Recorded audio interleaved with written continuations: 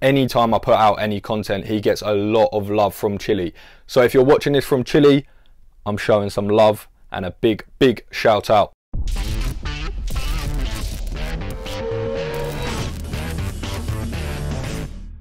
Welcome back to one of my favourite segments that we have here on Casuals Corner, and that is Rising Stars.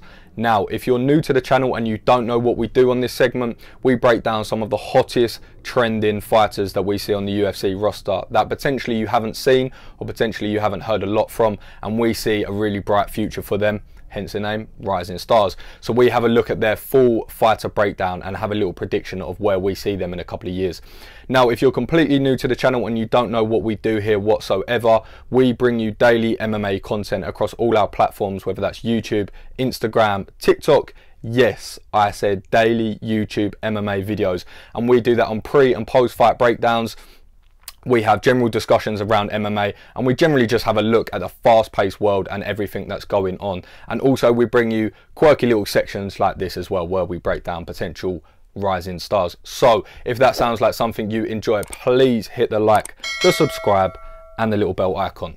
Really helps us to grow our channel. Anyway, let's crack on. Ignacio Bahamondes. I hope I got that one right. Now, I'm really excited by this Chile native, and I know he has a really strong cult following as well, because anytime I put out any content, he gets a lot of love from Chile. So if you're watching this from Chile, I'm showing some love and a big shout out. Anyway, let's jump into it. So before we have a look at him, his strengths and some weaknesses and where I can sort of see him going, let's have a look at his fighter profile. So Ignacio Bahamondes is 6'2". He fights out of Val Flow Striking, which is where Yair Rodriguez trains out of. He's 24 years of age. He's a lightweight in the UFC.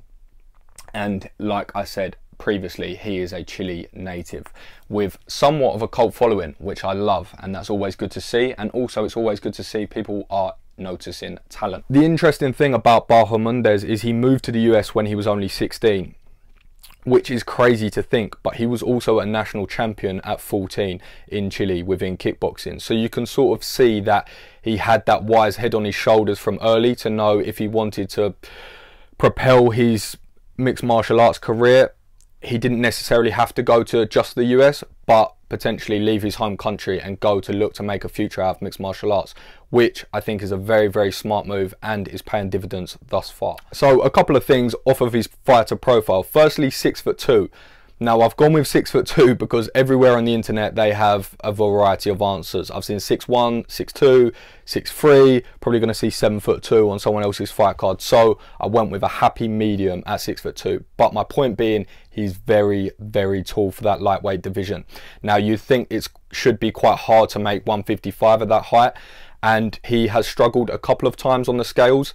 But when he fought at welterweight, I think on Dana White's Contender series, he actually weighed under for welterweight. So he's in an interesting position, but I think as the years go on, as he fills out his physique a little bit, he naturally will move up to welterweight. Now, as I mentioned, Bahamondes has that striking pedigree. He's been kickboxing pretty much his entire life, or his entire martial arts life, and he's only 24 still, and he started when he was 14, so he has so much experience already, even at such a young age.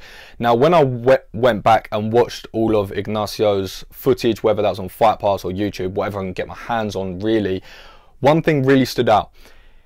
He really has a lot of similarities to someone else in the UFC in a very positive way, in terms of his frame, in terms of his striking, in terms of his flow stance. And I was going to give you the name, but what I want you to do at the end of the video, please drop in the comments who you think it's like, because I think there's a lot of similarities and a lot of positives to draw from that, and I think that he can take a lot away from this man's career and where he's at the moment. Now, if you're watching this video and you may have heard of Bahamondes, it's probably because of his spinning wheel kick knockout or his front kick knockout on Dana White's Contender series, and that sort of goes to show the sort of fighter that we've got on our hands. Not only is he very technical and very proficient, he's got a highlight in the bank, and I really loved going back and watching his footage. And a few strengths that stood out to me is, firstly, that flow stance, which I was speaking about. He flows so effortlessly between southpaw and orthodox. It makes it so difficult, almost impossible, for his opponents to get a read on him, because sometimes he'll throw combination to combination off every side and he'll never stay in the same combination twice. So it's really difficult for his opponents to get that read. And he has very different attacks from both stances, and he has very different things that he does well from both stances as well. One thing that stood out to me when I watched his fights is he invests in the body early. Now, sometimes we hear Teddy Atlas say the phrase, putting water in the basement. And what this basically means is adding up little bits of accumulative damage throughout a fight. So if it does get to the 3rd round, if it does get to the 5th round, your opponent is a lot more broken. Maybe they've had the wind taken out of them, or their front legs beaten up. And this is something that Ignacio does really, really well. And he does it with body shots, which is something that we don't see too often. Often we'll see low kicks, which coincidentally he has as well, but we don't see a lot of body shots from early. But when he switches into an orthodox stance, he has a really nice straight right hand straight into the body, which he just drives in there. And he cuts it from quite a weird angle as well, and sneaks it in from a weird angle, and he's straight out of range after that, which is really, really impressive. Like we said, he's got high kickboxing pedigree, and that's really where a lot of his skills come from. Something I noticed that he does really well as well, he goes to the body kick from a southpaw stance. So he has that powerful kick to the body, to the ribs and to the liver to an orthodox. But not only does he stay there, not only is he happy to do that, he'll throw 3 to the body and then he'll go high with 1. And he's got such crazy dexterity in his legs, and he's got such crazy long limbs that his range is very much out of your range. You have to think, if you're fighting at lightweight, you're probably never going to come up with someone that's as rangy as you are or as tall as you are. So he can really play with people from the outside, and I really like that because you can see all his skill set then. And when he sits on the outside and picks people apart, I think that's really where he's strongest. I would say his best shot that he has is his straight left out of southpaw. It's so straight, it's so quick, and because the opponents have to think of so many different looks, whether that's orthodox, southpaw, kicks, low kicks, high kicks, front kicks, because there's so many attacks, it just sneaks out of nowhere, and usually it finds the way through the guard.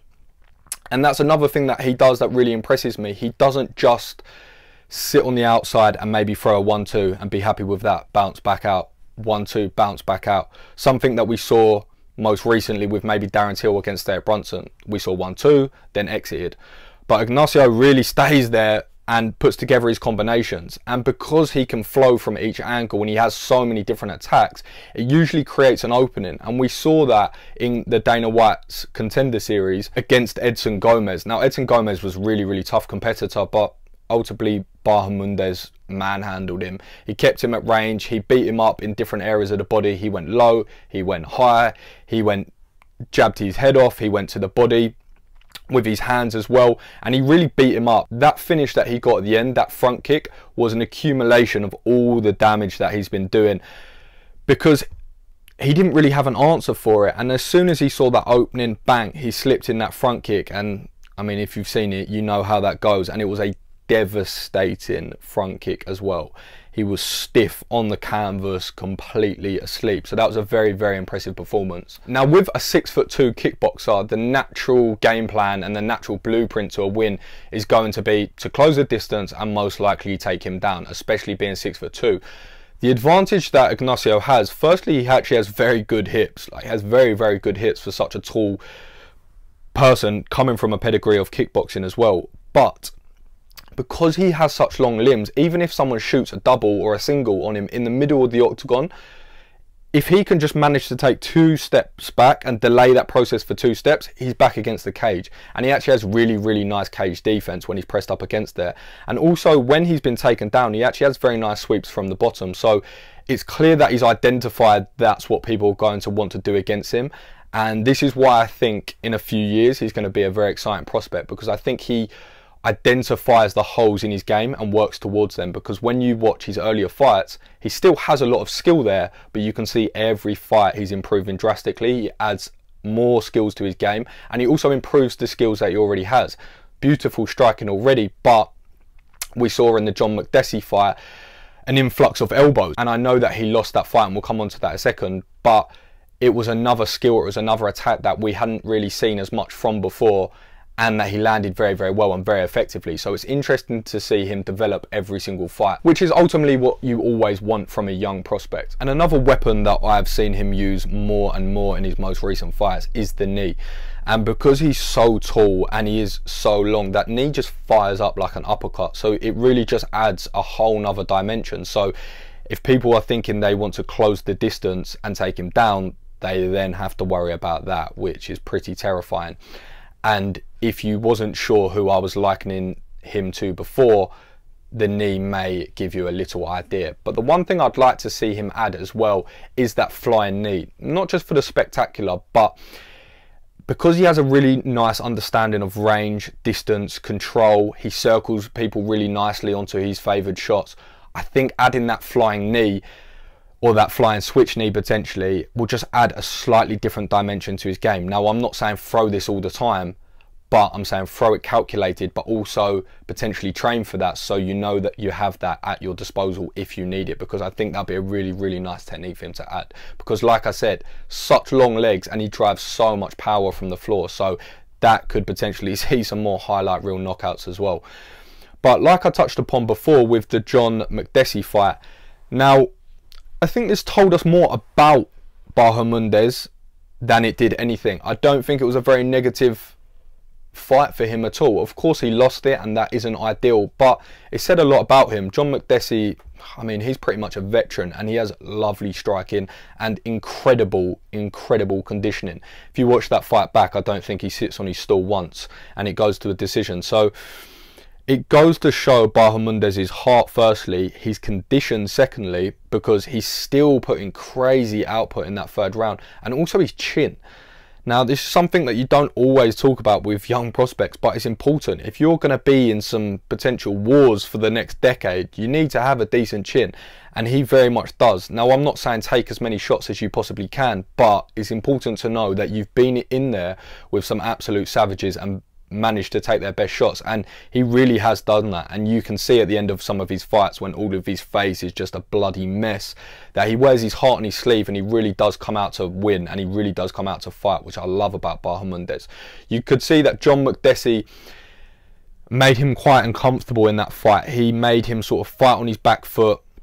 He closed the range quite well, and he just couldn't let Ignacio get into his groove, get into his tempo.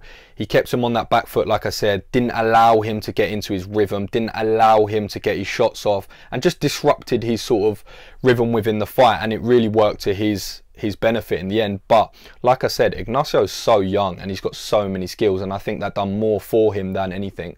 I think it benefited him also taking that loss, because if we look at him the next night out against Roosevelt Roberts, I mean, we all know what happened there, and if you don't know, get to know. It was the spinning wheel kick, and it was beautiful, and again we saw his striking on display, and it goes to show the ability that he has, and you really have to be on high alert with Bahamondes, and that makes him a very, very difficult opponent, because that knockout was literally on the last second, and that goes to show that he is dangerous any given time throughout that fight.